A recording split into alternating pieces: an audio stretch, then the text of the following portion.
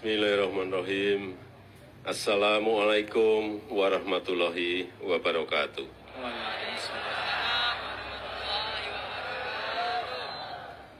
Yang saya hormati Bapak Wakil Presiden beserta Ibu, yang saya hormati para kiai sepuh dan ibu nyai, para habaib, para pimpinan pondok pesantren, para pimpinan majelis-majelis agama, para alim ulama, para menteri yang hadir, para santri yang saya cintai,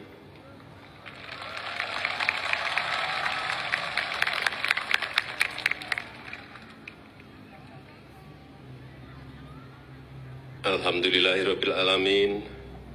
Puji dan syukur kehadirat Allah SWT, kita bisa hadir kembali di zikir dan doa kebangsaan pada malam hari ini. Sungguh tadi sudah disampaikan oleh Bapak Wakil Presiden bahwa anugerah Allah SWT yang luar biasa bahwa kita bisa lepas dari COVID-19. Jangan lupa kita mensyukuri betapa keadaan yang mencekam saat itu, kengerian. Saya sendiri dengan Pak Wakil Presiden, dengan para menteri, nggak bisa bayangkan, ini COVID ini selesai kapan. Tiap hari di jalan-jalan ambulan, wing semuanya. Sudah selesai yang Omikron, ganti yang Delta. Terus nanti ganti apa lagi? Kita ini tidak bisa menebak dan hanya bisa ikhtiar dan berserah diri kepada Allah SWT.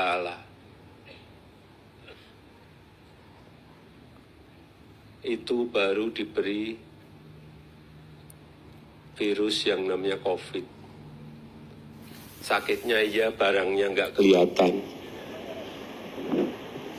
Kemudian karena COVID, awal-awal kita belum memperkirakan. Ternyata dampak ekonominya secara global, secara dunia juga luar biasa dampaknya. Dan juga patut kita syukuri, alhamdulillah kita bisa mengendalikan, bisa mengelola ekonomi kita pasca pandemi COVID dan bisa kembali normal dalam waktu yang sangat cepat. Alhamdulillah, karena Bapak Ibu hadirin hadirat, sampai saat ini sudah 96 negara yang menjadi pasiennya IMF. Kita pernah jadi pasien IMF di tahun 97-98. Itu pun saat itu waktu krisis nggak ada 10 negara. Ini sudah 96 negara jadi pasien IMF. Jangan ada yang tepuk tangan. Belum seperti tadi yang disampaikan oleh Bapak Presiden. Dibarengi lagi dengan krisis energi, dibarengi lagi dengan krisis pangan di mana-mana. Karena ada tambahan lagi setelah COVID, ada krisis ekonomi, ditambah lagi perang di Ukraina.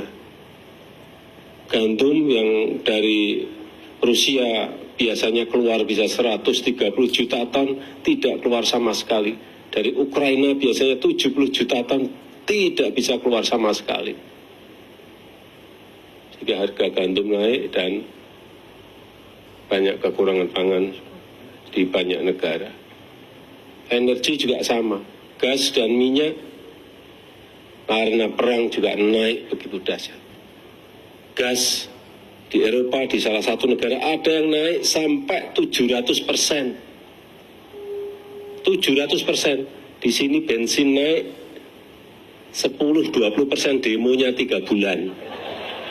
Itu 700%, Bapak Ibu bisa bayangkan. Sekali lagi, Alhamdulillah, patut kita syukuri, jangan lupa mensyukuri nikmat yang diberikan Allah Subhanahu wa taala kepada bangsa kita Indonesia. Ini semua bisa kita raih, bisa kita capai berkat kerja keras seluruh komponen bangsa kita. Berkat gotong royong seluruh lapisan masyarakat. Kita ingat saat COVID, semua bekerja bergotong royong. Yang sakit ada yang ngirimi makanan, saya ingat itu. Yang sakit diisolasi tapi tetangganya mengirim buah-buahan. Inilah berkat gotong royong seluruh lapisan masyarakat, COVID bisa kita atasi. Dan tentu saja tidak lepas dari ketangguhan, kegigihan, kesabaran, tawakal kita bersama dalam menghadapi berbagai tantangan. Dan di mana akar dari semua itu adalah kepercayaan kita kepada Allah Subhanahu wa taala. Kita berserah diri dan juga berikhtiar. Dan kita juga patut bersyukur. Saya pernah baca ini di sebuah berita. Berdasarkan survei internasional, ini yang survei bukan orang Indonesia tapi internasional yang saya baca, 96% masyarakat Indonesia itu percaya kepada Tuhan. Dan angka ini adalah tertinggi di dunia. Alhamdulillah, tertinggi di dunia. Di atas negara-negara lain, baik di Afrika, Eropa, Amerika, dan bahkan di Timur Tengah. Di Turki itu angkanya 75%, kita 96%. Ini menjadi salah satu modal kuat kita sebagai sebuah bangsa karena kepercayaan kita kepada Allah Subhanahu wa taala. Ada hal yang sangat penting agar manusia punya moral dan tata nilai yang baik, agar punya kekuatan dalam menghadapi berbagai masalah yang ada. Masalah ke depan akan semakin kompleks dan semakin banyak. Punya kompas dalam hidup. Ada kompasnya kalau kita percaya kepada Allah Subhanahu wa taala. Dan seperti tadi yang disampaikan oleh Bapak Wakil Presiden, melakukan hal yang baik, menghargai dan saling tolong-menolong di antara kita. Dan memperkuat hablum minallah dan hablum minannas. Serta menjauhkan kita dari hal-hal yang tidak baik, hal-hal yang buruk. Dan pada kesempatan yang baik ini saya ingin menyampaikan ucapan terima kasih yang sebesar-besarnya kepada para kiai, kepada para ulama, kepada para tokoh agama, kepada tokoh masyarakat, kepada guru-guru kita, kepada orang tua kita, dan seluruh komponen bangsa yang secara konsisten dan tidak kenal lelah terus mengenalkan, terus mengajarkan, terus membimbing kepada anak-anak kita, generasi penerus bangsa, tentang kepercayaan kepada Tuhan, tentang kepercayaan kepada Allah Subhanahu wa taala.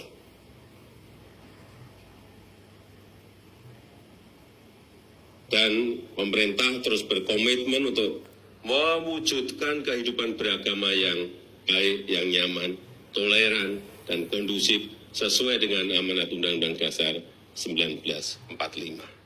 Marilah kita terus merawat kerukunan kita, merawat toleransi kita, sikap saling menghargai, sikap saling menolong, agar bangsa ini dapat menjadi bangsa yang bersatu, bangsa yang maju, bangsa yang baldatun, thayyibatun, warahun ghafur.